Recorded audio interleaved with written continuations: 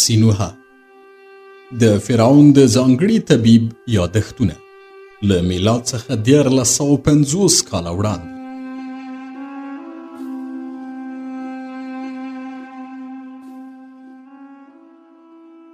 دردیرشم څپرکی زما پخوانی غلام.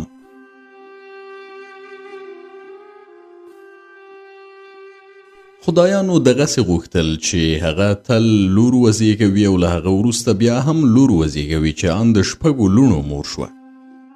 له سوریې څخه د هرې لوحې او یا د پخې شوې خټې د لوحې له رارسېدو وروسته د لوحو د ضبطولو برخې ته ورتلم او هغه به مې لوستلې، ځکه چې په خپله فرعون دغه لوحې نه کتلې. کله چې به ما دغه لوحې لوستلې د خپل غوږ له څنګه به مې د غشو د ویشتلو غږ اورېده. د اور بوی مې احساساوه. د هغو نارینهو غږونه به مې اورېدل چې خېټه یې څیرل کېږي او د ماشومانو چغې به مې تر غوږ شوې. دا ځکه چې د امورو هیواد عسکر وحشیان دي او د ماشومانو پر وژلو هم صرفه نه کوي. په تیره بیا دا چې د هاتي افسران قمندانان وي. په هغو لوحو کې چې له سوریې څخه د اخناتون لپاره راتلې د اورشلیم او بیت لوس د پاچا لیکونه هم ولو له فرعون سره یې خپله وفاداري څرګندوله. د ویل اوس د امرو د پاچا له خطر سره مخامخ دی. په ډاګه کړی و چې هاتي د امرو له پاچا سره مرسته کوي او غوښتل یې چې فرعون وسلې او سپاهیان ورولېږي. خو فرعون له دغو لیکونو کرکه کوله.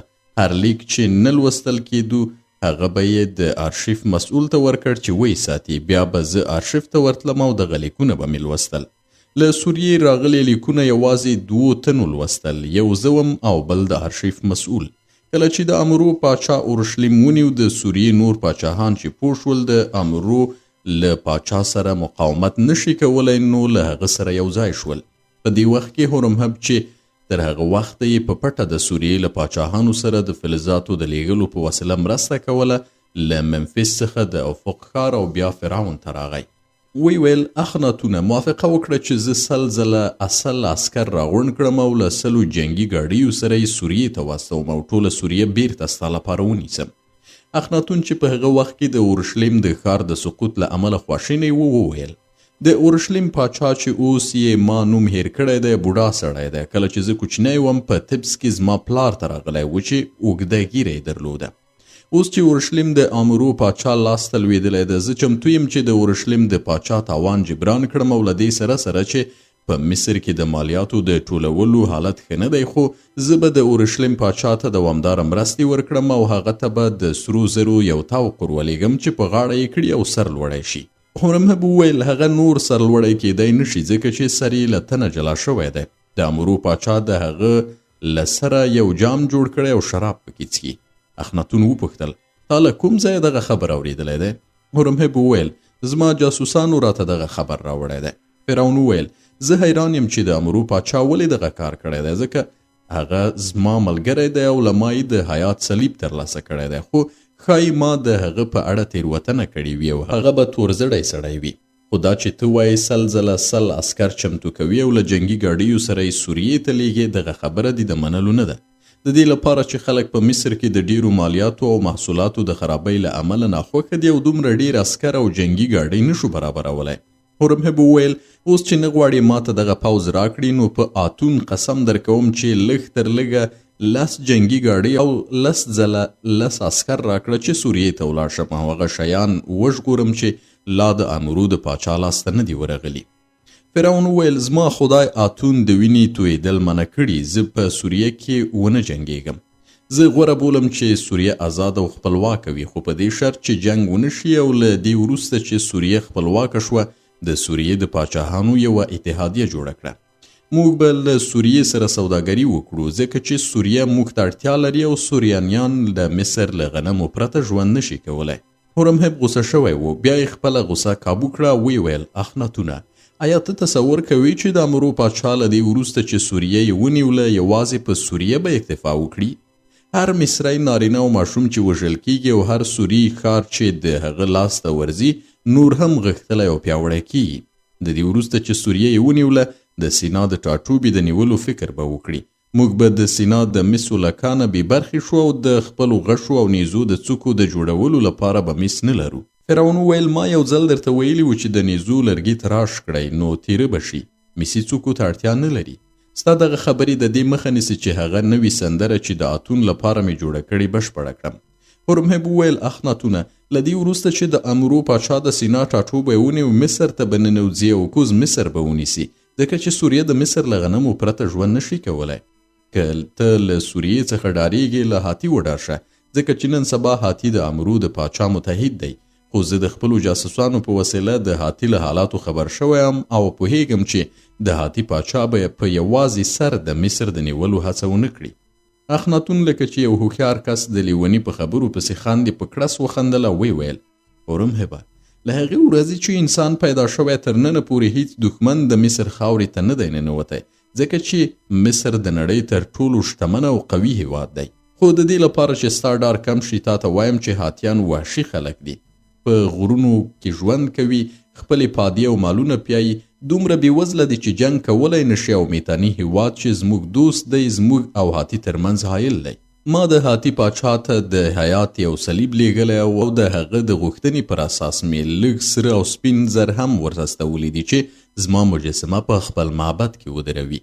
هغه چې کله سپینو او سرو ته اړتیا ولري نو له ما یې غواړي او له همدې امله به پر مصر حمله ونه کړي. ما ولیدل چې د هورمهب مخ له غوسې تک سور دی او ممکنه د نور ونه کړی شي ځان کنټرول کړي. زه چې د فرعون ډاکټر یم او د دې حالت دوام مې د فرعون په تاوان باله فکر مې وکړ چې ښایي فرعون ناروغ شي. هورمهب مې له فرعونه لرې کړه او له دې وروسته چې د اخناتون له ماڼۍ راووتو هورمهب وویل دغه سړی د نړۍ له حالاتو او ژونده بېخبره دی. زموږ ډېر خوار موریان هم د نړۍ د حالاتو په هکله تر دې ډېره پوهه لري. فرعون خیال کوي چې د حیات صلیب یا زرو په لیږلو سره هغه کسانو مخه نیولی شي چې د مصر خاورې ته یې سترګې نیولې دي. فرعون په دې خبر نه دی چې مصر د دنیا تر ټولو شتمن هیواد دی. له همدې کبله نور غواړي چې مصر ونیسي او د مصر سره او سپین او غنم د ځان کړي. عجیبه خو دا ده چې کله فرعون له ما سره خبرې کوي له دې سره چې پوهیږي تېروتنه کوي خو بیا یې هم په خبرو خوشحالیږم ځکه چې هغه دغه خبرې له ډېره صداقته کوي او د درواغو او چل نښه پکې نه ښکاري. له هغه مې پوښتنه وکړه اوس څه کوي آیا د افق په ښار کې پاتې کیږي که ستنیږي؟ هورمهب وویل که په دې ښار کې پاتې شم او د ورځې له پلوه د فرعون ماڼۍ ته ولاړ شم او د هغه د درباریانو په شان دغه خبرې واورم نو ویریږم چې په څو ورځو کې به د نورو درباریانو په شان سینې پیدا کړم او تمه راڅخه وکړي چې ماشومانو ته شیدې ورکړم نو غوره ګڼم چې بیرته ستون شم. د هورمهب تر تللو وروسته زه ډېر خفه شوم ځکه چې پوه شوم د هورمهب لپاره ښه ملګری او د فرعون لپاره یو ښه سلاکار نه یم. زه باید فرعون ته حقیقت ووایم چې هغه په خپله غلطۍ پوه شي. ما چې هاتي او سوریې ته سفر کړی د امرو هیواد پاچا مې لیدلی او دا مې هم لیدلی چې په هاتي کې د جنګ لپاره څه ډول تیاری نیول کیږي. ما باید فرعون پوه کړی وای چې امرو او هاتي ویرونکي دښمنان دي او که ورسره مقاومت ونه شي نو مصر به ونیسي. ما لیدل چې زما د خوب ځای نرم دی. اشپز مې له غوښې هیلیو او نورو چارپایانو څخه تر ټولو ښه خواړه راته برابروي. ښه اسوده ژوند لرم نو نه مې غوښتل چې خپل آرام ژوند له لاسه ورکړم. ما له دې سره چې د سرو سپینو د ټولولو فکر نه کاوه خو د مصر په دربار کې مې له سوکاله ژونده خوند اخیست. زه پوهېدم چې که فرعون ته حقیقت ووایم خفه به شي که څه هم کینه نه لري خو له ډېره خفګانه به ما له درباره وباسي چې نور مې مخ ونه ګوري. بله دا چې فکر مې وکړ زه ډاکټر یم او زما دنده د ناروغیو معالجه ده نه د نورو د سپاهیانو مخنیوی. کله چې فرعون د خپل پوځي قمندان یعنی هورمهب نظر نه مني نو زه چې یو ډاکټر یم زما رایه به څه ډول ومني؟ له دې سره چې فرعون پوهیږي هورمهب یو پوځي دی د هغه خبره یې وانه اورېده نو زما خبره به هم ونه مني او وایي به ته په سیاسي او پوځي چارو نه پوهیږي نو غوره ده په هغه کار کې مداخله ونه کړي چې تا پورې اړه نه لري. په دې وخت کې د فرعون دویمه لور چې مکتاتون نومیده ناروغه شوه. تبه یې وکړه ټوخی یې هم درلود او ډنګره شوه. ما په ډېرې ځیرکتیا سره معاینه کړه او پوه شوم چې کومه خاصه ناروغي نه لري بلکې ناروغي د بدن د عمومي کمزورتیا له امله ده او د هغې د غښتلتیا لپاره مې د تقویې محلول ورکړل. فرعون د مکتاتون په ناروغۍ خفه شو ځکه چې لوڼې پرې ګرانې وي او د هغه لوڼې او دویمه لور به ډېر ځله په سترو میلمستیاوو کې له فرعون سره وي. هر ځل چې فرعون غوښتل نورو ته کوم شی ورکړي په دغو دواړو لوڼو کې به یې د یوې په لاس هغه شی ورډالی کاوه. له دې وروسته چې مکتاتون ناروغه شوه له هغې سره د فرعون مینه نوره هم زیاته شوه او دا طبیعي چاره ده ځکه ناروغ اولاد په پلار ډیر ګران وي. فرعون به په ورځ کې څو ځله له ما څخه د خپلې ناروغي لور پوښتنه کوله او تل به یې ویل لور به مې مړه شي. هغه ته مې ویل ستا لور کومه خاصه ناروغي نه لري چې مړه شي، د هغې ناروغي د کمزورتیا له امله ده. فرعون د لور د ناروغۍ له غمه ډنګر شو او ما په دربار کې 2 ناروغان پیدا کړل، یو فرعون او بل د هغه لور. زما ټول وخت د دغو 2 کسانو په پالنه کې تیریده ځکه چې زما لپاره دغه 2 کسان د مصر تر ټولو ناروغانو په دې هیواد کې تر ټولو هغو کسانو مهم ول چې له لوږې کړېدل. د دې کبله چې زما ټول وخت د فرعون او د هغه د لور په معالجې تیریده، نو اشرافان او درباریان چې به ناروغان شول هغوی مې په دقت نه شوای معاینه کولی. دوی به ویل سینوهه چې پخوا د مصر تر ټولو تکړه ډاکټر و اوس کبرجن شوی، له دې کبله چې د فرعون مخصوص ډاکټر دی فکر کوي چې نور د دې لیاقت نه لري چې د یې معالجه کړي، په داسې حال کې چې داسې نه و او هغه دقت چې ما د فرعون او د هغه د لور په معالجې کې کاوه د دې مخه یې نیوله چې نور خلک په ځیرکتیا سره معاینه کړم او پالنه یې وکړم. پر دې سربیره زه چاغ شوی وم او د پخوا په شان به چابک نه شوی تللی، د سر ویښتان به مې تویېدل، پوهېدم چې ډیر ژر به ګنجی شم. د شپې مهال به له ډېرې چاغۍ په خوب کې خورېدم، که څه هم چې له کوره فرعون ماڼۍ پورې ډیره لاره نه وه، خو په دې لاره کې به هم په روان تخت کې سپرېدم.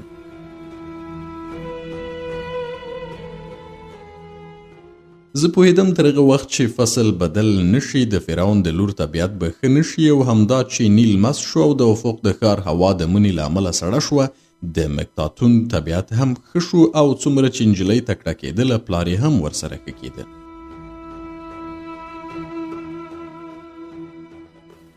کله چې مې ولیدل فرعون او د هغه لور معالجې شوي، نو فرعون ته مې وویل له دې کبله چې ته او مکتاتون روغ شوي یاست، زه هم اوس په افق کې خاص کار نه لرم. موافقه مو وکړه چې تبس ته یو سفر وکړم ځکه چې روح مې په تبس کې د تمساح لکۍ د میخانې په مریت او حتی کاپتا پسې خپه شوی دی.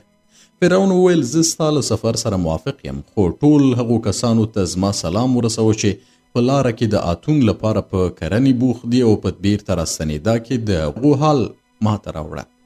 دغه ځمکې همغه وې چې له پخواني خدای آمون سره وې. فرعون له آمونه واخیستې او پر هغو کسانو یې وویشلې چې د کرنې غوښتونکي ول. ما له فرعون سره خدای پاماني وکړه او په بیړۍ کې د تبس پر لوري روان شو.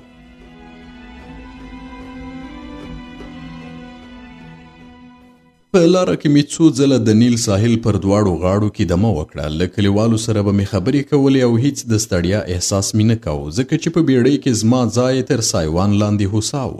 زما اشپز په بلې بیړۍ کې راته خوندوره ډوډۍ پخول او له دې کبله چې خلکو زموږ لپاره ډالۍ راوړلې موږ تل تازه خوراکي توکي درلودل.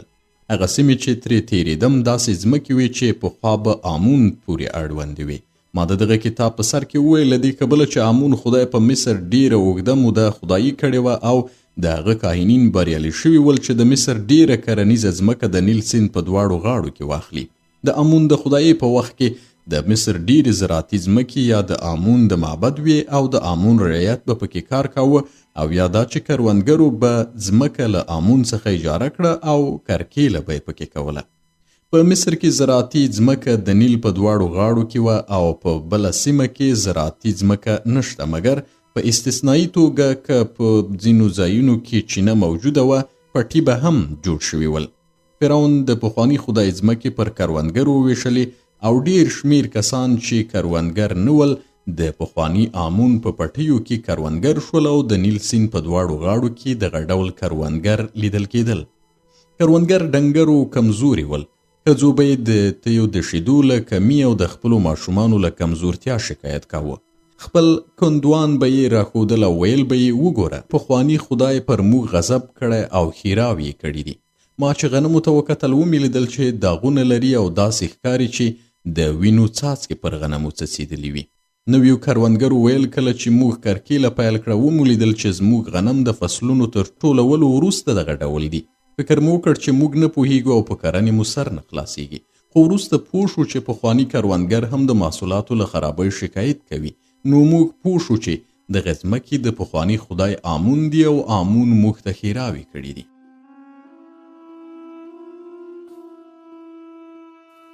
د غنمو د محصولاتو له کمښته پرته داسې نښې نښانې تر سترګو کیږي چې پخوانی خدای پر موږ غوسه دی او سهار چې کله له خوبه راپاڅېږو په خپلو کروندو کې د پښو پلونه وینو متوجه کیږو چې تنکي نیالګي یې رامات کړي دي. د اوبو په څاګانو کې مردار شیان اچول کیږي چې موږ اوبه ونه څښلی شو. زموږ د اوبو لښتي د خاورو او شګو په وسیله بندیږي او زموږ څاروي له ناروغیو مري. ځینو په داسې حال کې چې فرعون او د هغه خدای ته یې ښېراوې کولې خپلې ځمکې پرېښودې او ښارونو ته ولاړل چې خپله پخوانۍ دنده پیل کړي. دوی ویل موږ د دې لپاره چې تر اوسه د فرعون خدای او د هغه صلیب ته هیله من یو له دې ځایه نه یو تللي. موږ فکر کوو چې ښایي د فرعون خدای موږ د پخواني خدای له تاوانونو وژغوري. موږ احساس کوو چې د پخواني خدای ځواک د نوي هغه په پرتله ډیر دی او داسې ورځ به راورسیږي چې موږ به له لوږې مړه شو یا به مجبور شو چې د نورو په شان دغه سپېرې ځمکې چې لعنت پرې شوی پرېږدو او ښار ته ولاړ شو. په دې سفر کې زه یو ښوونځي ته هم ولاړم. کله چې ښوونکو زما زرینه غاړکۍ ولیدل او کتل به یې چې د حیات صلیب مې په غاړه کې پروت دی نو پوهېدل چې زه د دربار یو شخصیت یم. زما به یې ډیر احترام کاوه خو خپله نارضایتي به یې هم نه پټول او ویل به یې موږ د فرعون او د هغه خدای د رضا لپاره چې نوی خط یې دود کړی چمتو یو چې ډیر زیار وګالو. هغه خط چې په نوي خدای ګران دی او وایي چې باید له ماشوموالي زده کړی شي. ډیر عامیانه او احمقانه خط دی چې نه کومه ښکلا لري او نه هغه علمونه ښودلی شي چې موږ زده کړي دي. له 2000 کلونو راهیسې او د هرمونو د جوړېدا له وخته تر ننه پورې زموږ علوم او معارف په پخواني خط لیکل شوي دي. نن باید هغه ټول شاته پرېږدو او په زور نوی خط زده کړو چې ټول سواد ولرو. په داسې حال کې چې هرمونه په زاړه خط جوړ شول. د پخواني خط په وسیله مصر د نړۍ ستر ملت شو او د هغه علمونو او معارف نړۍ روښانه کړه. موږ د دغه خط د روزلو لپاره لوحې او ونې نه لرو. مجبور یو چې په یو لرګي د شګو په سر د ماشومانو لپاره د نوي خط بڼې انځور کړو. د ماشومانو پلار و مور چې نوی خط د نوي خدای بدعت بولي له موږ شکایت کوي او ناخوښه دي په داسې حال کې چې موږ نه بلکې نوی خدای ګناهګار دی. له دې کبله چې میندې او پلارونه له موږ څخه خوښ نه دي نو زموږ اجوره لږه راکوي او د غنمو پیمانه چې موږ ته یې راکوي سرونه یې تش وي. هغه د زیتون تیل راکوي چې خراب شوي وي او د وربشو تروي اوبه راکوي. یو بل شی چې تر اوسه موږ ونه کړی شو فرعون او نوی خدای پرې پوه کړو دا دی چې نوی خط یوازې هغه ماشومان زده کولی شي چې وړتیا ولري. پخوا هم همداسې وو او هغه ماشومان چې بې استعداده لیک لوست نه شو کولی. بله دا چې د فرعون خدای وایي چې باید نجونو ته هم لیک لوست وښودلی شي چې په داسې حال کې چې نجونو ته لیک لوست هیڅ ګټه نه لري ځکه چې نجونې ډاکټرانې انجینرانې او کاتبانې نشي جوړېدی.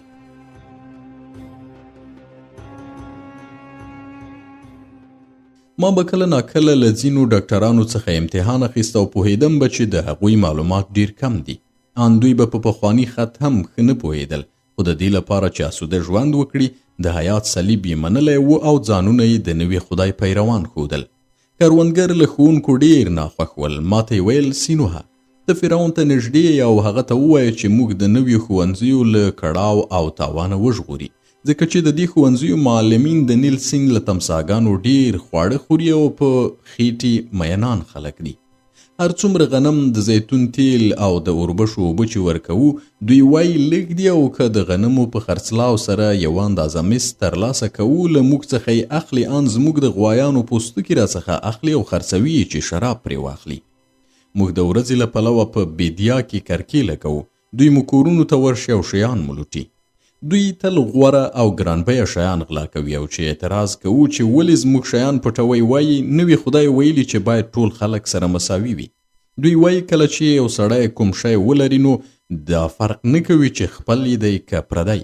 ما دغه شکایت اورید او د کروندګرو د ستونزو د اواري لپاره مې هیڅ هم نشو کولی ځکه چې فرعون ماته نه ویلي چې د هغوی د ستونزو د اواري لپاره کوم اقدام وکړم. هغه ویلي ول یوازې زما سلام کروندګرو ته ورسوه. ما هغوی رټله ویل به مې کرنه حوصلې زیار او له بلاګانو سره مبارزې ته اړتیا لري. تاسې له ډېرې ټمبلۍ څخه له بلاګانو سره مبارزه نه کوئ ځکه خو ستاسې د کروندو محصولات کمیږي. که تاسې د شپې مهال پام وکړئ نو څوک به تاسې تازه نیالګي مات نه کړي. ستاسې په څاګانو کې به مدار شیان ونه چوي او ستاسې د اوبو لښتي به نه بندوي. تاسې د دې لپاره نه غواړئ چې ماشومان مو ښوونځیو ته لاړ شي چې د ښوونکو اجورونه ورکوئ. دغه راز غواړئ چې له خپلو بچیانو څخه په پټیو کې استفاده وکړئ او هغوی کار کولو ته اړ کړئ. که زه د فرعون په شان وای ستاسو په لیدو به شرمیدم، ځکه چې تاسې نه غواړئ له هغو ځمکو استفاده وکړئ چې فرعون تاسې ته درکړي، په داسې حال کې چې دغه پټي د مصر تر ټولو ښې راز ځمکې دي. پخواني خدای به تل هغه ځمکې نیولې چې تر ټولو ښې وي او اوس دغه ځمکې له تاسې سره دي، خو تاسې له ټمبلۍ څخه دغه کروندې بې ګټې کړي دي. څاروي مو وژلي چې تازه غوښې وخورئ او له پوستکو یې ګټه واخلئ. هغوی به ویل موږ نه غوښتل چې زموږ ژوند بدل شي، د دې لپاره چې موږ بې وزله وو او زموږ پلرونو ویلي ول چې کله انسان بې وزله وي باید د بدلون فکر ونه کړي.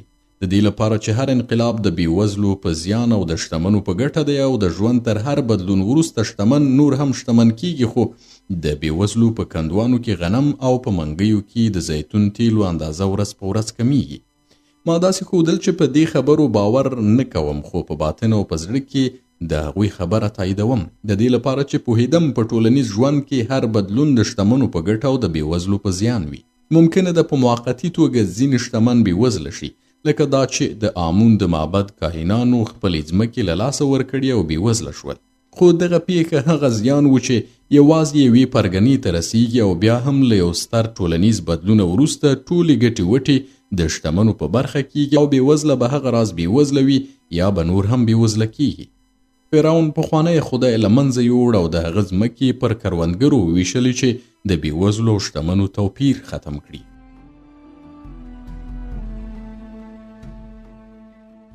خو نن سبا یو شمېر درباریان، شتمن او اشرافان او یو شمېر توفیلي کسانو چې ځانونه د اتون پلویان بولي د پخوانیو کاهنانو ځای نیولی دی. دوی له دې پرته چې کار وکړي په اسانه هر څه ترلاسه کوي. زه هم د هغوی په شان یو توفیل شوی سړی یم، ځکه چې ما هم د هغوی په شان ګټور کار نه کاوه. د اتون پلوي نوي کاهنانو ټول بېسواده ښوونکي او ټول اشرافان چې ځانونه نوي خدای ته معتقد معرفي کوي داسې توفیلي ژوي او ورږي دي چې د سپیو په وړیو کې وي. دغه ورږي تل د سپي له وینې څخه تغذیه کیږي. له دې پرته چې کوم کار وکړو موږ تل د مصر د ملت له وینې استفاده کوو، خو د مصریانو لپاره کومه ګټه نه لرو. هغه ورږي چې د سپي په بدن کې وي ممکنه د خیال وکړي چې له سپي غوره دي او سپي د دې لپاره پنځول شوي چې هغوی تغذیه کړي، یعنی اصلي ژوي دوی دي، سپي فرعي ژوي دي. موږ هم فکر کوو چې اصلي او اوچت موجودات موږ یو او د مصر ملت د دې لپاره پیدا شوی چې موږ تغذیه کړي، خو همغه ډول چې سپي د ورږو له نشتونه سوکاله او آرام وي، که د مصر ملت زموږ په شان د توفیلي موجوداتو له شره خلاص شي نو نیکمرغه به شي. زه په دې سوچ سخت خفه شوم. ګنې زه یو توفیلي او مفتخور موجود یم او په دې وخت کې د کروندګرو ټمبلي راته چټي خبره ښکاره شوه. زموږ بیړۍ د تبس په لاره کې حرکت ته دوام ورکړ، تر دې چې 3 ګونې غرونه د تبس دایمي ساتونکي دي راڅرګند شول او د ښار ودانۍ او باغونه ولیدل شول. له کلونو جلاوطنۍ وروسته د تبس په لیدو ډیر خوشحاله شوم، داسې لکه چې سمندر کچ کوونکي له لرې سیمو څخه تبس ته راستانه شوي وي. د نیل په سیند کې می د پیمانې شراب په ځان واړول او ځان می پرې ووینځه. زموږ بیړۍ د تبس ډبرین بندر ته ورسېده، نو د بندر د ولاړو اوبو او د کټوي د مسالې خوږ بوی، یعنی د تبس همیشنی وږم می احساس کړ. خپل کور ته چې مخکې د یو مسګر کور ولاړم او هلته می موجوده ونه ولیده او راپیاد شول چې دغه ونه ما ایښې وه. خو دغه کور ماته کوچنی ښکاره شو، ځکه چې زه د افق په ښار کې په داسې کور کې اوسېدم چې یوې ماڼۍ ته ورته و او له همدې امله د پخواني کور په لیدو خوشحاله نه شوم. په دې وخت کې پوه شوم او وشرمېدم چې فاسد شوی وم، ځکه چې تر هغه وخته چې څوک فاسد شوی نه وي پخوانی ساده ژوند چې له هاند و هڅې، فعالیت او انسان دوستۍ سره یو ځای و هغه ته سپک او وړوکی نه ښکاري.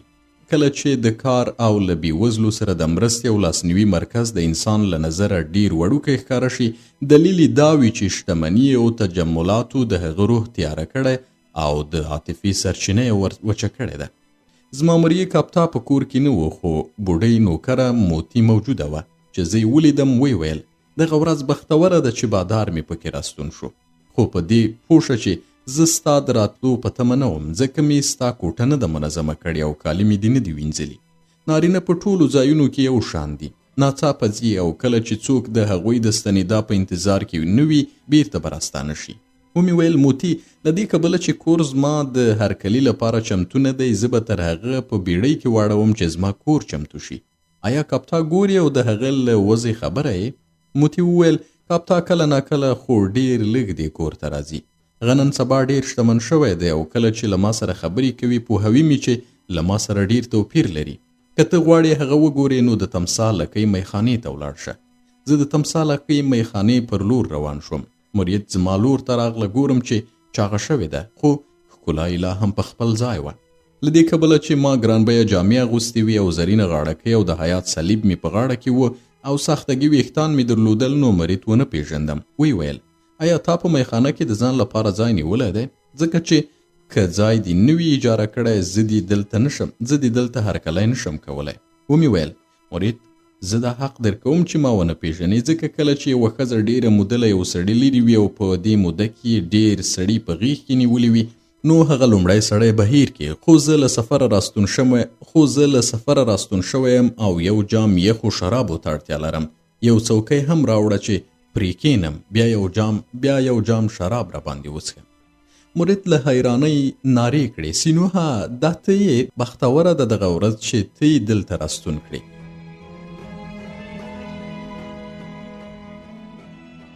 مرید په بیړه څوکۍ راوړه او زه یې کېنولم.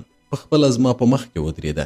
ځیر یې راته وکتل. وی ویل سینوها ته چاق شوی او ستا سترګې د پخوا په شان ځلا نه لري، اوس پکې د کرارۍ او خوښۍ نښې لیدل کېږي. ته اوس هغه سړي ته ورته یې چې له ژونده یې هر څه غوښتي وي هغه یې ترلاسه کړي وي او ځان بل شي ته محتاج نه ګڼي. بیا یې زما له سره ساختګي ویښتان لرې کړل او پر سر یې لاس راتېر کړ. وی ویل سینوها اوس د ځوانو او ښکلو ښځو په شان ویښتان نه لري او زه دغه گنجی سر د نورو سړیو تر ګڼو ویښتانو ډیر خوښوم. اوس به زه درته شراب راوړم. ما ورته وویل مرید ما ته د تمثال لکۍ شراب مه راوړه، ځکه چې نه معده دغه شراب زغملی شي او نه مې سر. مرید پر مخ لاس راتېر کړه. وی ویل سینوها آیا زه ډیره زړه او چاغه شوې یم چې ته کله ما ته راورسېدې د معدې او سر فکر کوې؟ ځکه کله چې پر یو سړي کومه ښځه ګرانه وي نه د معدې فکر کوي او نه د سر فکر ورسره وي، خو کله چې مینه له منځه ځي په دې وخت کې سړی له خوړو او شرابو شکایت کوي. په دغه وخت کې وایي دغه خواړه خوندور نه دي، یا دا چې درانه دي او هغه شراب زما معده په تکلیفوي او سردرد پیدا کوي. ومې خندل. ومې ویل مرید دا خبره ومنه چې زه هغه پخوانی ځوان سړی نه یم او دا عمر تېرېدا پر یو بوډا سړي بدل کړی یم. د سر ویښتان مې توی شوي دي، ډېر ژر به مې غاښونه هم ولویږي او باید ساختګي غاښونه کېږدم او بله دا چې د یو بوډا معده د یو ځوان له معدې سره توپیر لري. مرید وویل ته بوډا نه یې، ځکه کله چې مې ولیدې زړه مې وغوښتل له تا سره تفریح وکړم او که بوډا وای زه به درته لیواله شوی نه وم.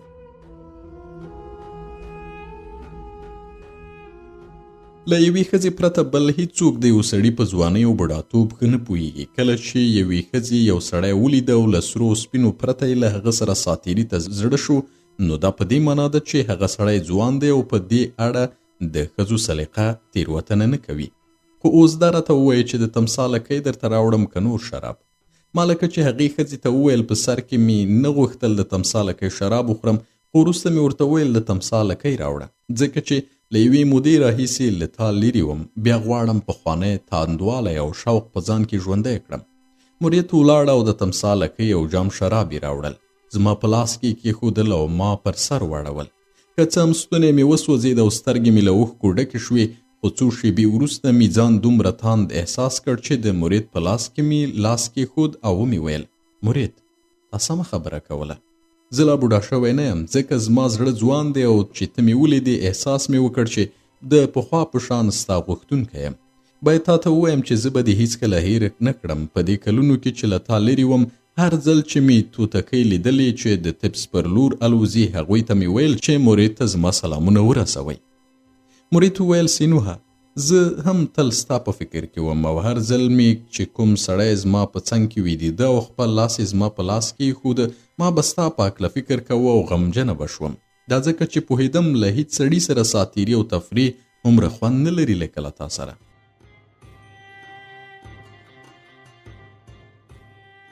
کله به مې له ځان سره ویل چې زه دې هیره کړې یم، ځکه چې د افق په ښار کې د فرعون په ماڼۍ کې ډېرې ښکلې ښځې شته او ته له هغوی سره تفریح کولی شې.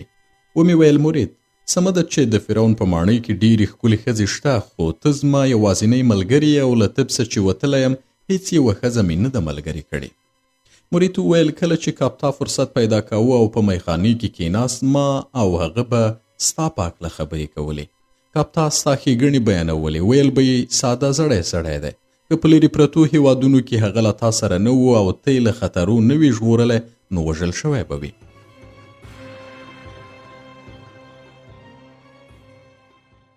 زه د تمسا لکۍ تودوخې ډېر هیجاني او مست کړی وم. ومې ویل زما پخوانی وفاداره نوکر کاپتا چیرته دی چې زه یې په غېږ کې ونیسم، ځکه له دې سره سره چې زما په شان د یو سړي لپاره د پخواني مورې په غېږ کې نیول غوره کار نه دی، خو بیا هم هغه پر ما ګران دی.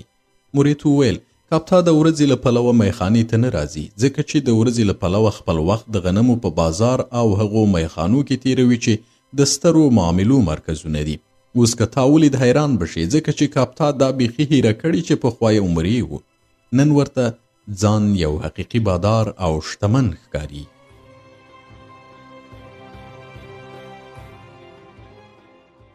زه چې د تمسا لکۍ له څښلو وروسته هیجاني شوی وم، مرید وویل غواړې ولاړ شو او په ښار کې لږ وګرځو چې باد در باندې ولګېږي او دغه راز وګورې چې په طبس کې ستا په نه شتون کې کوم بدلونونه راغلي دي. ومې ویل هو، چمتو یم چې له تا سره چکر ته ولاړ شم، ځکه چې له تا سره چکر وهل ډېر خوند لري. مرید ولاړه او مخ یې سینګار کړ، د زرو غاړکۍ یې هم په غاړه کړه چې راستنه شوه، ډېره ښکلې شوې وه. روح بښونکي عطر یې پر ځان شیندلي ول او دا داسې عطر دی چې یوازې په طبس کې پیدا کیږي. روان تختی راوست، زه او مرید پکې سپاره او روان شو چې د آمون پخواني معبد ته نږدې د قوچانو واټ ته ورسېدو. ما ولیدل چې د مرید د خبرو اپوټه طبس هیڅ بدلون نه دی کړی.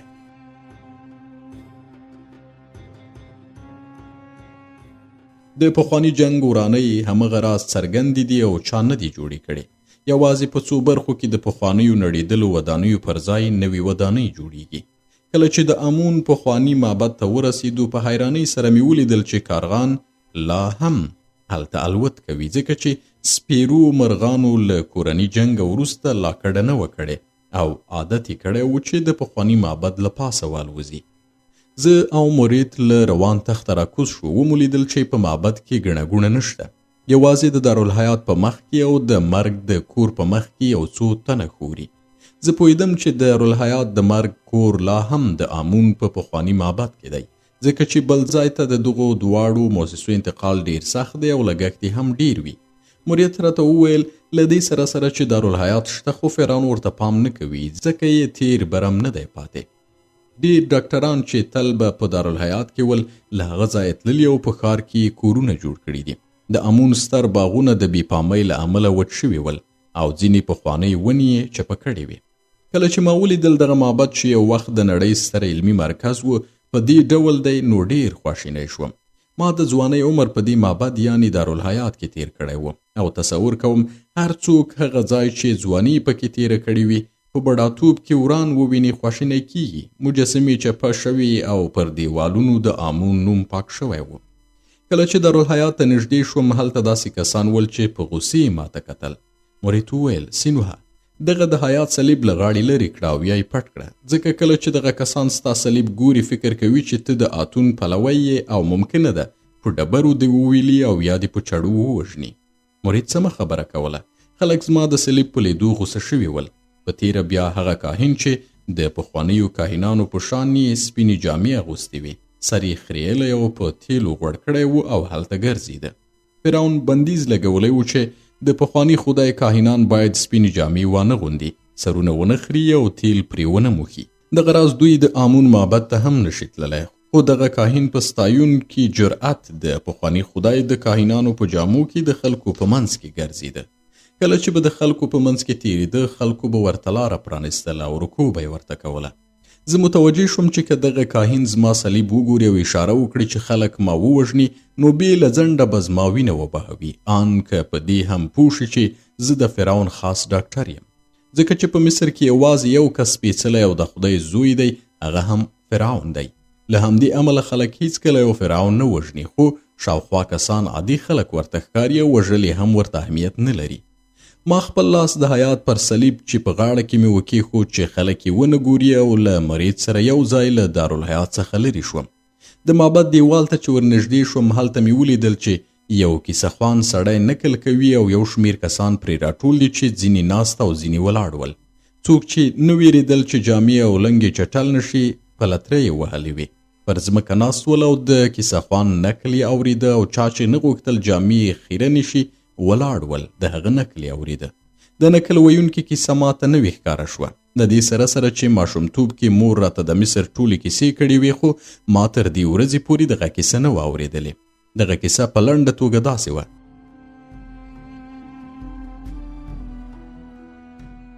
پخوا یوه تورپوستي کوډګر چې له ست څخه یې الهام اخیست په پخواني مصر کې ست په ورپسې پیړیو کې د شیطان معادل و.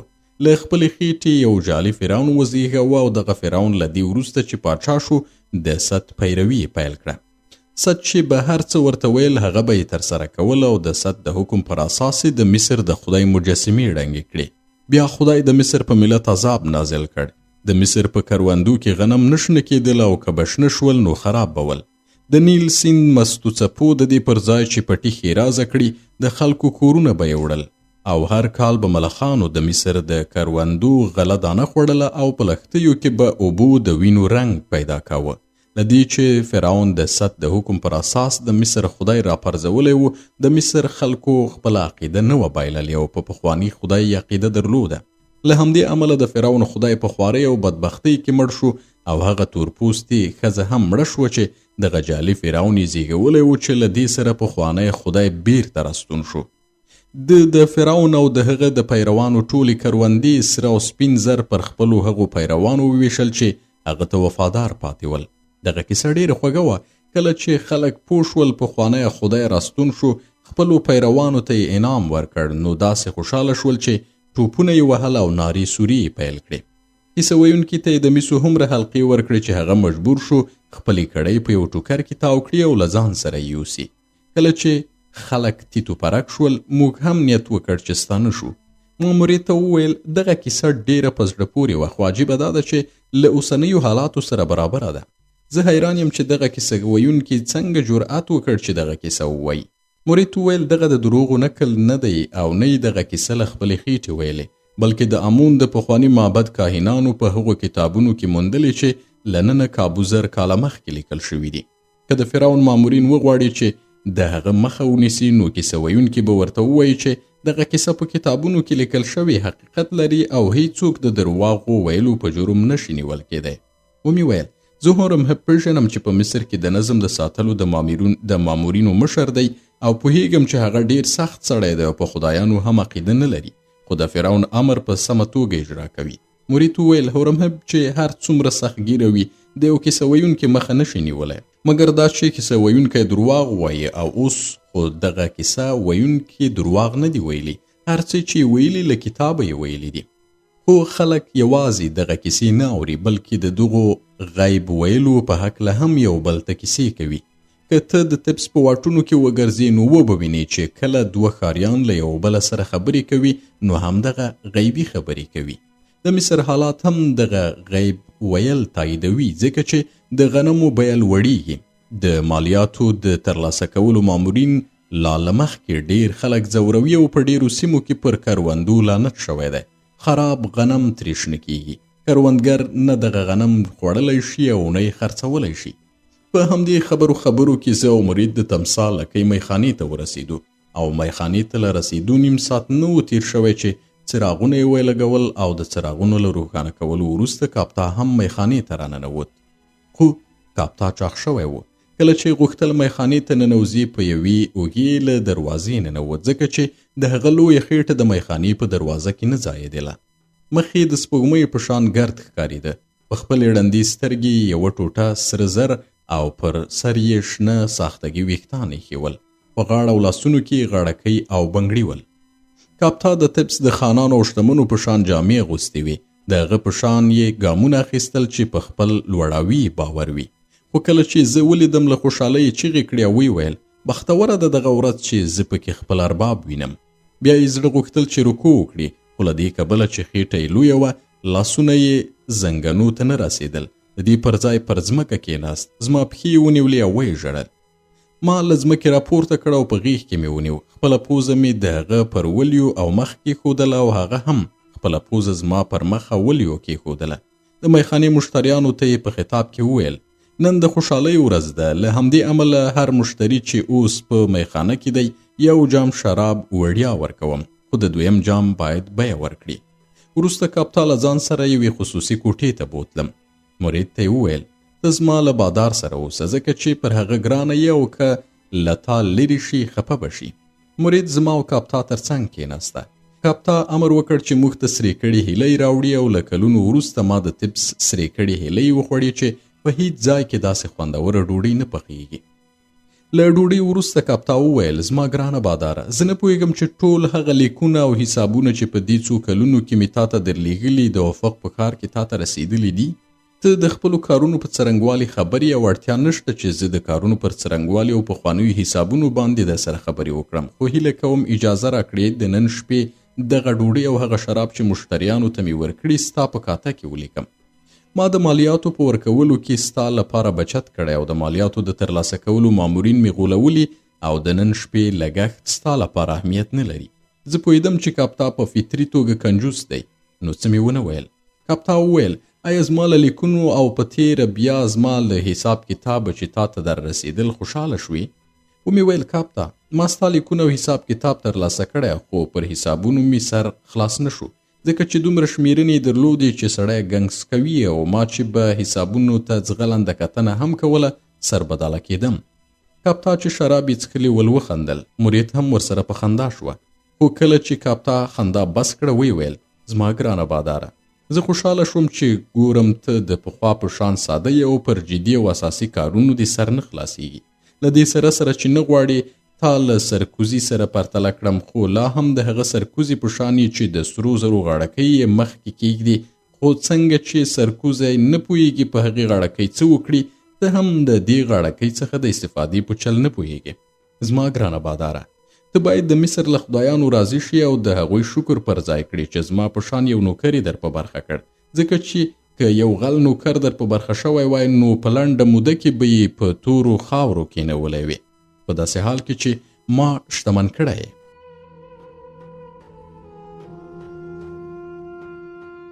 ومې ویل: کاپتا، فکر کوم اړتیا نشته چې د مصر له خدایانو راضي اوسم، ځکه دا زه وم چې ته مې انتخاب کړې. آیا په یاد دي چې کله مې رانیولې ته د مریانو د پلورلو په چوک کې په یوې ستنې پورې تړلی وې او تا له هغه ځایه پر تېرېدونکو ښځو ملنډې وهلې، له هغوی سره دې بدې ټوکې کولې، له خلکو دې د وربشو او اوبه غوښتې خو چا نه درکولې، له دې کبله چې یوه سترګه دې درلوده او ډنګر وي هیچا تا ته توجه نه کوله چې ودې پیري. خو کله چې زه د مریانو د پیرلو بازار ته ننوتم ته مې رانیولې، ځکه چې په هغه وخت کې یو ځوان او بېوزله ډاکټر وم او ګران بیه مور یې مې نه شو اخیستلی.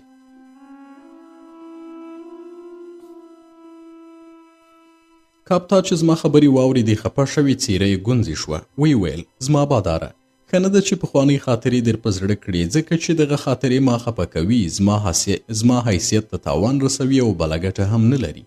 خو ستا د شتمنۍ په هکله باید ووایم چې د مالیاتو د ترلاسه کولو د مامورینو له مزاحمتونو سره ما شتمن کړی او 2 سوریاني کاتبان مې ګمارلي چې د مالیې لپاره ستا شتمنۍ حساب کړي. سوریاني مامورین مې له دې کبله ګمارلي چې لومړی خو مالیه پر هغوی ډیر باور لري او دویمه خبره دا ده چې د یوه سوریاني کاتب پر حساب د مالیاتو د مامورینو سر نه خلاصیږي او حتی ست هم د سوریاني کاتبانو په حسابونو نه پوهیږي، ان که ستا پخواني ملګري هورمهب ټول ملګري هم سره مرسته وکړي. رښتیا اوس چې د هورمهب خبره یاده شوه باید ووایم چې ستا له سپارښتنې سره سم یې یوه اندازه سره او سپین هغه ته پور ورکړل او بیا مې هم ستا د سپارښتنې پر اساس دغه پور ترلاسه کولو لپاره ټینګار وکړ، ځکه چې پوهېدم که ټینګار وکړم له هغه سره ستا ملګرتیا خرابیږي. پوهېږم داسې سړی یې چې په خپلې شتمنۍ نه یې خبر، خو باید درته ووایم چې زما د خدماتو او زحمتونو له امله ته اوس د مصر یو لوی شتمن یې او ستا شتمني سره او سپین زر نه دي بلکې حقیقي شتمني لري. سره او سپین د وخت په تیریدا سره ممکنه ده خپل ارزښت له لاسه ورکړي، خو ځمکه، مالونه، کور، بیړۍ او مریان هیڅکله خپل ارزښت نه بایلي. څومره چې د سرو او سپینو ارزښت کمیږي، د ځمکو، کورونو، بیړیو او مریانو ارزښت هومره زیاتیږي. زه پوهیږم چې ته د خپل شتمنۍ په اندازې نه یې خبر، ځکه چې ما ستا د کروندو او کورونو یوه برخه د خپلو نوکرانو او کاتبانو په نوم کړې ده، او لامل یې دا دی چې د مالیاتو له مامورینو ستا د شتمنۍ یوه برخه پټه پاتې شي. هغه مالیات چې فرعون لګولي دي پر شتمنو فشار زیاتوي. بېوزلي باید په 5 برخو کې یوه برخه د مالیې په توګه ورکړي، او شتمن باید په 3 کې یوه برخه شتمني د مالیې په توګه ورکړي. که د چا محصول ډیر زیات وي، نیمایي به یې ترې اخلي. د سوریې له لاسه تللو او د دغو درنو مالیاتو مصر بېوزله کړی، خو مصر چې څومره بېوزله شي، شتمن نور هم بډایه کیږي او بېوزلي نور هم بېوزله کیږي، او دا د هغو هیوادونو ځانګړتیا ده چې له بېوزلۍ سره مخامخېږي. خو ته سینوها اوس په شتمنو کې راځي او ورځ په ورځ دې شتمني زیاتیږي. باید درته ووایم چې د دې شتمنۍ یوه برخه د غنمو د احتکار له امله ستا په برخه شوې ده. کپتا یو غړپ شراب وڅښل او ویې ویل: زما باداره، په هغو هیوادونو کې چې د ورانۍ پر لور ځي، نو ځینې کروندې پکې شاړې پاتې کیږي. همدغه ډول اوس په مصر کې د کروندو یوه برخه شاړه پاتې ده، نو د غنمو بیه لوړیږي. زه ډیر ژر په دې خبره پوه شوم او متوجه شوم چې په غنمو کې هیڅکله څوک تاوان نه کوي، ځکه چې هر کال د تیر هغه په پرتله ګرانیږي. له همدې امله د غنمو په اخیستو پسې شوم او له هر کال وروسته مې غنم په لوړه بیه خرڅول. اوس پوه شوی یم چې په بل کال کې د غنمو خرڅول تیروتنه ده، نو باید غنم احتکار کړو، ځکه چې هره میاشت د تیرې هغې په پرتله د غنمو بیې لوړیږي. څوک چې نن خپل غنم خرڅوي، که هر څومره یې ګران خرڅ کړي، بیا به هم خپوي، ځکه چې سبا تر نن هم غنم ډیر ګران وي.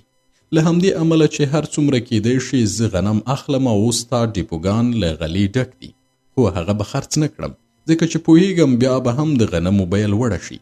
کاپتا زما او مرید لپاره شراب واچول او ویې ویل: زه د فرعون ډیره مننه کوم او له خدایانو غواړم چې هغه ته 100 کاله عمر ورکړي، ځکه څومره چې فرعون ډیر عمر وکړي، خلک نور هم بېوزله کیږي، او څومره چې خلک بېوزله شي، هومره به مجبور شي چې خپلې ښځې، ځمکې، زامن او نجونې د څو پیمانو غنمو لپاره خرڅ کړي. په دې ډول به موږ په وړیا توګه د خلکو ځمکې ونیسو او د هغوی زامن، لوڼې او ښځې به وینځي او مریان کړو. کپتا چې دې خبرې خوند ورکاوه وویل: تل دې وي فرعون او د هغه خدایي اتون، چې شتمن میاشت په میاشت شتمن کوي او بېوزله له یو فصله بل ته تر هغه نور هم بېوزله کیږي.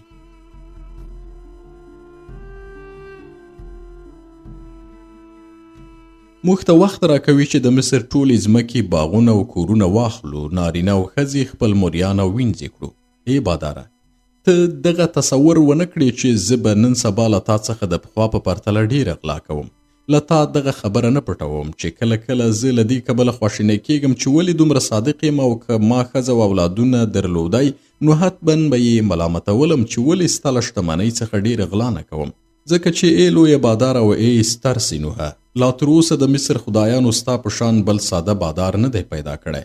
خدایانو ته د دې لپاره پیدا کړی چې انسان در څخه غلا وکړي.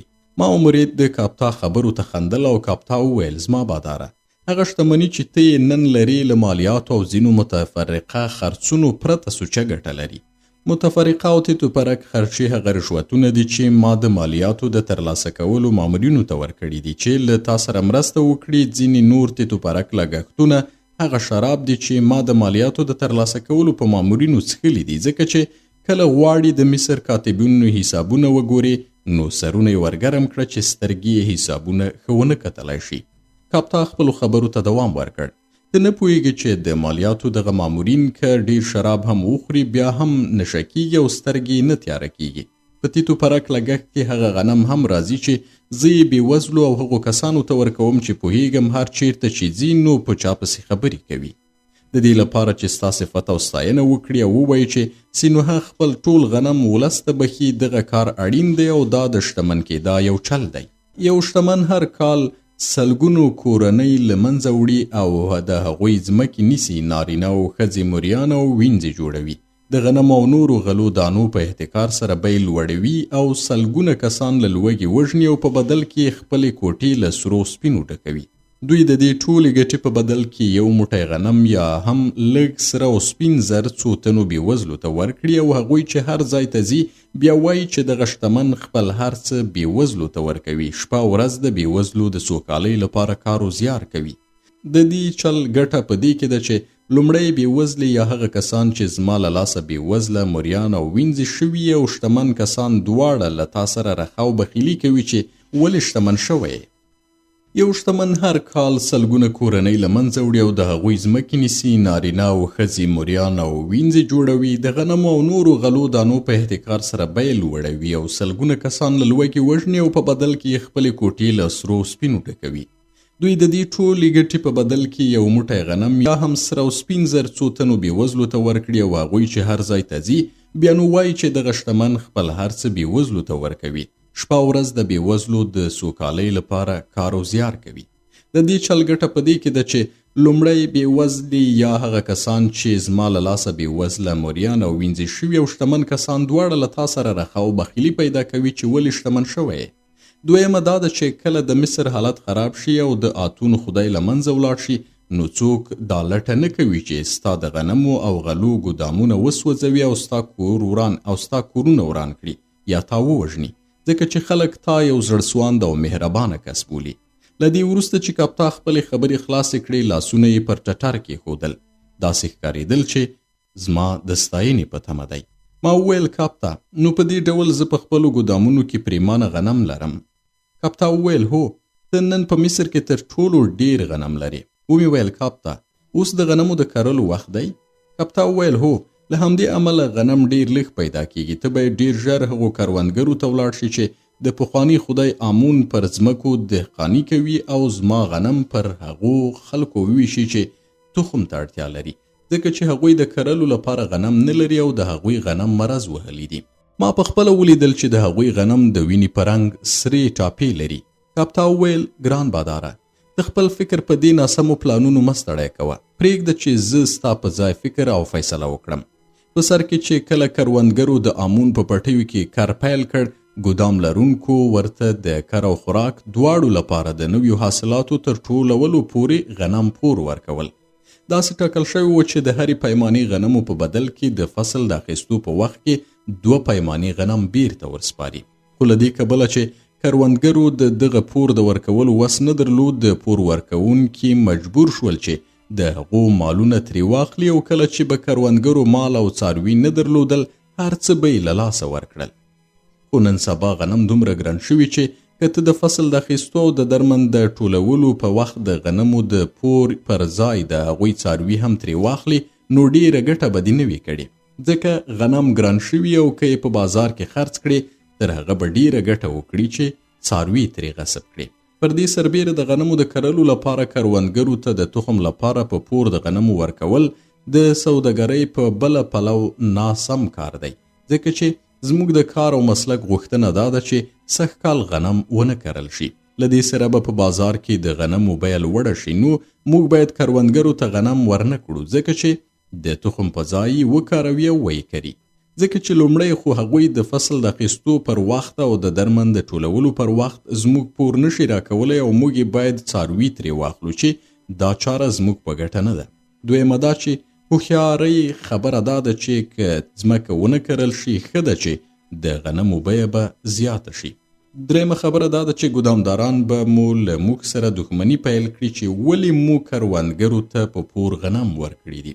د کپتا په ځواب کې مې وویل هغه څه چې زه درته وایم ویې منه. زما غنم پر کروندګرو وویشه او هغوی ته ووایه چې دغه غنم د اخناتون او د هغه د خدای آتون په نوم درکوم، ځکه چې فرعون پر ما ګران دی، له همدې امله یې د خدای درناوی کوم. ما کروندګر ولیدل چې هډوکي تر پوستکي لاندې داسې ښکارېدل لکه په کانونو کې کارګران.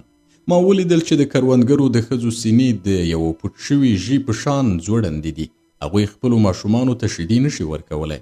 ما ولیدل چې د هغوی لوی ماشومان هم وږي دي او سترګې له ډېرې لوږې کړاخې راوتلې دي. د همدې امله باید ته زما غنم پر کروندګرو وویشې او ورته ووایې چې فرعون او د هغه خدای آتون دغه غنم تاسې ته په پور درکوي چې ګټه ترې واخلئ او په خپلو ځمکو کې وکرئ. خو زه نه غواړم چې دغه غنم په وړیا توګه پر هغوی وویشل شي، ځکه چې تجربې ښودلې کله چې څوک وړیا یو شی ترلاسه کوي د هغه په قدر نه پوهیږي او له همدې امله مصري کروندګر د آمون له هغو پټیو او څارویو څخه چې فرعون ورکړي ول ګټه وانخیسته. که فرعون په سمه بیه دغه پټي او څاروي ورکړي وای او بیه یې په کیستونو ترې اخیستې وای نو کروندګر به مجبور شوی وای چې له ځمکو او څارویو څخه استفاده وکړي او ټمبلي ونه کړي. هغه پور چې ته کروندګرو ته ورکوي باید سود ونه لري او هغوی ته ووایي چې د هرې پیمانې غنمو په بدل کې د درمندونو په وخت کې باید یوه پیمانه غنم بیرته راکړي او ته یې وڅاره چې دوی باید دغه غنم په پټیو کې وکري.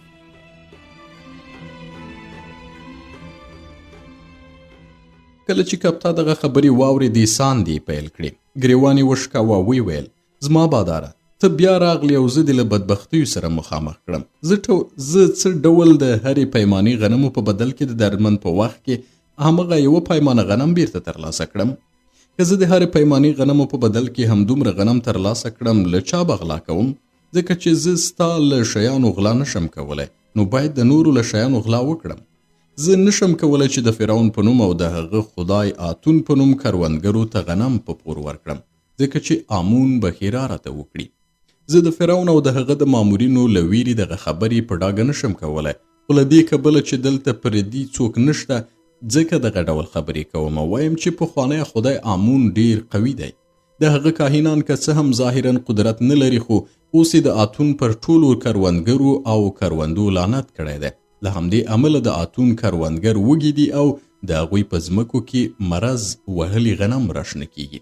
کله چې کپتا دغه خبرې کولې ما له ډېرې ګرمۍ سختګي ویښتان له سره لرې کړل او کله چې د کپتا سترګې زما پر ګنجي سر ولګېدې ویې ویل او زما باداره آیا ستا سر ګنجی شوی هم دی؟ آیا غواړې داسې درمل درکړم چې د سر ویښتان دې بیرته راشنه کړي او تر پخوا هم ښکلي ویښتان ولري؟ دا تر ټولو ښه درمل دی چې په مصر کې رامنځته شوي او لا د دارالحیات ډاکټران ترې نه دي خبر.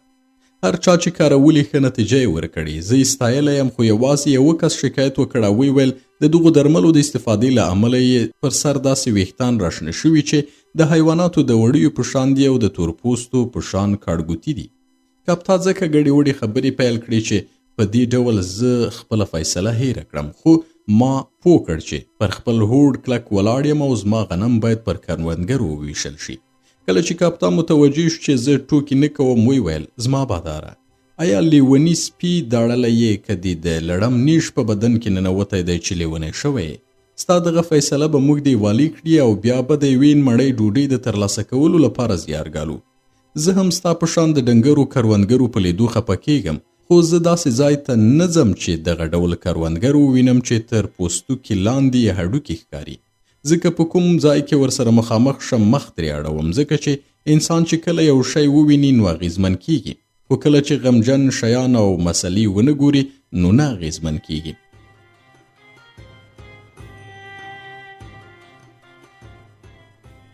یو شی چې زه یې خفه کړم دا دی چې ته وایې زه باید ولاړ شم او پر کروندګرو غنم وویشم.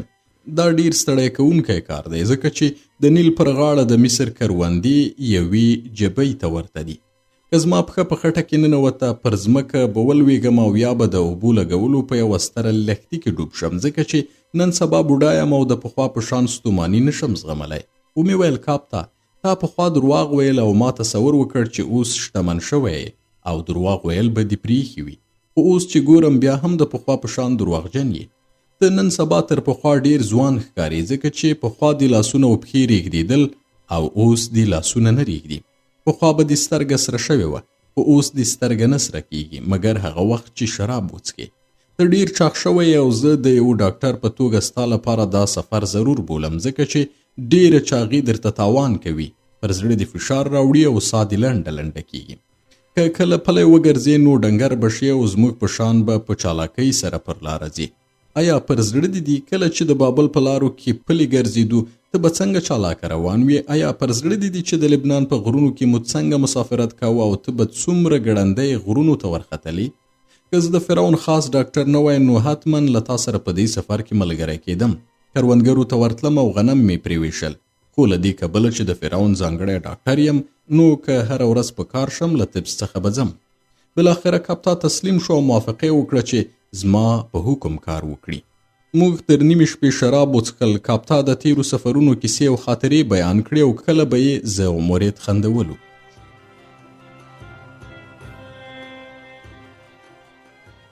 مرید خپل د بدن پاسنۍ برخه بربنډه کړه چې زه لاس پرې کېږدم. کله چې کاپتا ستړی شو او غوښتل یې ولاړ شي ویده شي، نو مرید راته وویل اجازه به رانه کړي چې د ویدېدو لپاره ستنه شم. مرید له ما سره منګی نه و مات کړی، یعنې له قانوني پلوه زما ښځه شوې نه وه، خو په دې شپه یې له ما سره دومره مینه وکړه چې تصور کوم که بلې هرې ښځې له ما سره منګی مات کړی وای نو دومره مینه به یې راسره نه وای کړې.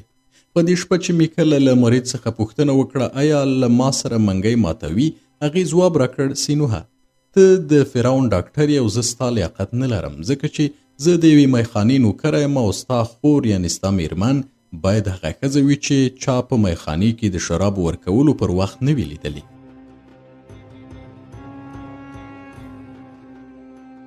په بل سهار باید زه په تبس کې د فرعون مور ته ورغلی وای چې ټول ترې ډارېږي. تر دې وړاندې چې د هغې ماڼۍ ته ورننوځم، بیړۍ ته ستون شوم چې د کتان جامې واغوندم او بیا په غاړکۍ کې د سرو زرو توق او د حیات صلیب ځوړند کړم. کله چې د جامو د بدلولو په حال کې وم، موتی راننوته او ویل ای زما باداره، بختوره د هغه ورځ چې ته تبس ته راستون شوې، خو بېګا دې د نورو سړیانو په شان چلند وکړه او د دې پر ځای چې کور ته راشي او هغه ډوډۍ چې ما درته پخه کړې وه وخورې، میخانې ته ولاړې او له دې ښځې سره دې هدف یې مرید وه شپه تېره کړه. ما پرون ستا تر تللو وروسته مریان وګمارل او کومو چې ټمبلي کوله هغوی مې په متروکو ووهل چې ژر ژر کور پاک او سوتره شي او ته وکړی شي چې د شپې مهال کور ته راشي، خو ته رانغلې او له همدې امله زه نن په تا پسې راغلم. غواړم چې تا له ځان سره کور ته بوزم او هغه خواړه وخورې چې ما نن سهار درته برابر کړي دي.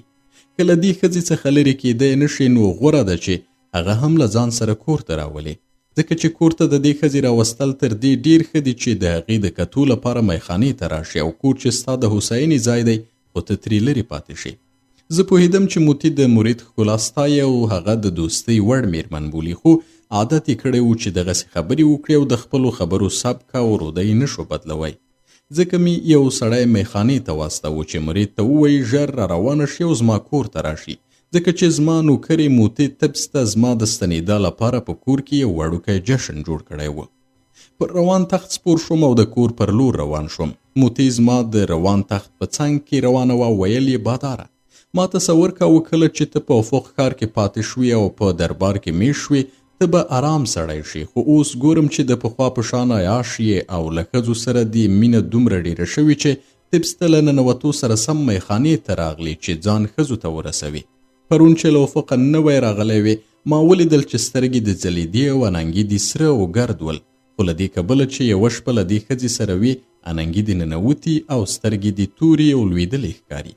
دغه موضوع د دې ښودنه کوي چې له ښځو سره لیونۍ مینه لري، ځکه چې کوم سړی چې په اعتدال کې له ښځو سره ساتیري کوي دومره ژر یې څیره نه بدلیږي، خو ډېر نارینه داسې نه دي او غواړي چې تل له ښځو سره سات تیر کړي. کور ته تر رسیدو پورې موتی همداسې خبرې کولې او بالاخره مې هغې ته وویل ای ښځې، ستا دغه خبرې مې په غوږ داسې لګي لکه د مچانو بنګېدا، غلې شه. موتی غلې شوه خو پوهېدم چې خوشحاله ده، ځکه چې بریالی شو ما کور ته راستون کړي. موتی او مریانو کور په ګلانو ښایسته کړی و.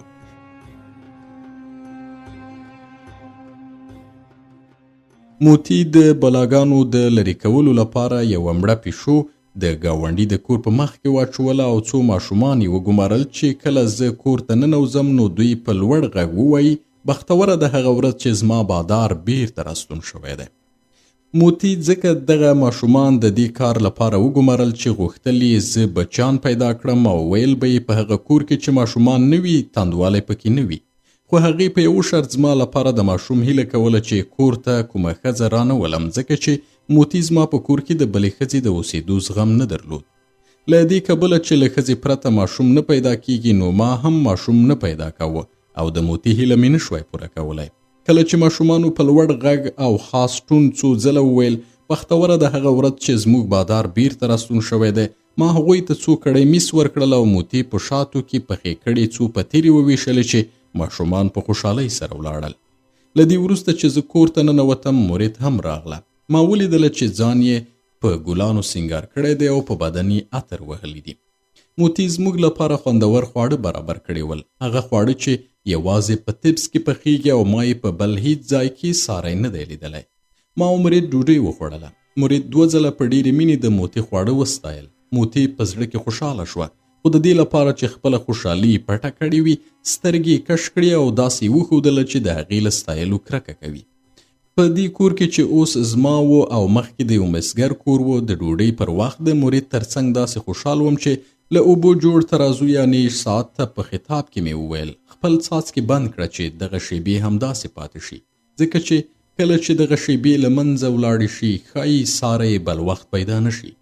زما په کور کې له مرید سره د ډوډۍ خوړل داسې مهمه پیښه نه وه چې زه یې په اړه ډېرې خبرې وکړم، خو له دې کبله پرې غږېږم چې انسان د نیکمرغۍ د موندلو لپاره سفرونه کوي او د نړۍ ګوټ ګوټ ته مزل کوي، خو کله چې خپل کور ته ستنېږي پوهېږي هغه نیکمرغي چې د ورپسې مزلونه کول د هغه په کور کې ده او چټي د خوشبختۍ د لټون لپاره نړۍ کچ کړې ده. له دې وروسته چې ډوډۍ وخوړل شوه ما ولیدل چې زموږ د سیمې یو شمېر بېوزلي او زما ځینې پخواني ناروغان زموږ په انګړ کې ګرځي. دوی داسې ښکارېدل چې ځینې پکې شتمن شوي دي ځکه نوې جامې یې اغوستې وې. یو پکې د نورو په استازیتوب وویل سینوهه تر هغه وخته چې ته په دې سیمه کې اوسېدلې او په وړیا توګه دې زموږ معالجه کوله موږ دې په قدر نه پوهېدو، خو له دې وروسته چې له دې ځایه ولاړې موږ پوه شو چې ستا شتون څومره زموږ په ګټه او موږ ته غنیمت و. اوس چې راستون شوی یې ستا په لیدو ډېر خوشحاله یو او دغه ورځ چې ستا د راستنېدا ورځ ده بختوره ګڼو. بیا یې هغه ډالۍ راکړې چې زما لپاره یې راوړې وې. د دغو ډالیو بیه ډېره لوړه نه وه، خو له دې کبله چې په مینه یې راکړې نو زه یې ډېر خوشحاله کړم. زه پوه شوم چې زموږ د سیمې ځینې بېوزله نور هم بېوزله شوي دي ځکه چې د فرعون نوی خدای هغوی ته ځینې ستونزې پیدا کړې وې چې د هغوی دندې او کار ته یې تاوان رساوه. یوه بېوزله ماته یوه پیمانه سبوس راوړل. سبوس د هغو کسانو خوراک دی چې غنم نشي اخیستلی. بل بېوزله یو مرغه راته ډالۍ کړ چې په ډبر یې ښکار کړی. یوه سړي 2 دانې وچې خرماوې زما مخ ته کېښودلې او یوه بېوزله ځوان یو ګل راکړ. په ناروغانو کې مې یو بوډا کاتب ولید چې په ستوني کې ججوری درلود او سر یې ټیټ کړی و. د هغه په لیدو حیران شوم ځکه چې تمه مې نه کوله هغه دې ژوندی وي او هغه مرۍ مې هم ولید چې ما یې ګوتې معالجه کړې وې. هغه خپلې ګوتې راوښودې چې پوه شوم بیخي ښه شوی دی. یوه نجلۍ چې په ارزانه بیه یې ځان خرڅاوه هم زما ناروغه وه او ما پخوا د هغې سترګه معالجه کړې وه. هغې خپلې ټولې ملګرې هم ماته راستولې وې چې زه یې بدني نیمګړتیاوې ورته لرې کړم. دغه نجلۍ چې اوس پنډه او غټه شوې وه زما پخوانۍ ناروغه وه چې ما په نورو کې شتمنه لیدله ځکه چې دې ښځې د شتو فلزاتو د ټولولو فکر درلود او هغه فلزات به یې غونډول چې په ارزانه بیه یې د ځان په پلورلو ترلاسه کول. په یوه کې یې د ځان لپاره د عطرو د خرڅلاو دکان جوړ کړی و او په عین حال کې یې چې عطر به یې خرڅول د هغو ښځو ادرسونه به یې هم خپلو مشتریانو ته ورکول چې ځانونه ارزانه خرڅوي. ما د ټولو ډالۍ په ډېرې خوشحالۍ ومنلې او له دې کبله چې په دې ورځ ما کور ته ځینې راغلي بېوزله ناروغانو معالجې ته اړتیا درلوده ما هم د کتان جامې وایستلې او د هغوی معالجه مې پیل کړه. مرید خپلې جامې وایستلې او د ناروغانو په معالجه کې مرسته راسره وکړه. د ناروغانو په ټپونو به یې پټۍ لګولې. زما چاړو به یې پاکول او په اور کې به یې ایښودل او بیا به یې د هغو کسانو په رګونو کې تریاک پیچکاري کول چې د غاښ درد یې درلود چې د غاښ ایستلو پر وخت د درد احساس ونه کړي. زه متوجه شوم چې زما ناروغان حتی میرمنې له دې امله ډېرې خوشحاله وي چې مرید له ما سره مرسته کوي ځکه چې مرید ډېر ښکلی اندام درلود چې هیڅ ډول جامو د هغې د اندام ښکلا نه شوه پټولی. کله چې د ناروغانو په معالجې بوخت شوم ناڅاپه مې ځان هماغسې نوحه ولید چې پخوا بېوزله و او د بېوزلو معالجه یې کوله. له دې کبله چې تر اوسه د مقام شتمنۍ او په دربار کې د پاتې کېدیا له امله فاسد شوی نه وم نو ځان مې ډېر نیکمرغه احساساوه. بیا به مې په زړه کې ترازو یعنی د هغه وخت د اوبو ساعت ته پام شو او وبه مې ویل د اوبو بهیر ودروه ځکه چې اوس ځان نیکمرغه ګڼم او ډارېږم چې که د نیکمرغۍ دغه شیبې تېرې شي بیرته به راستنې نه شي.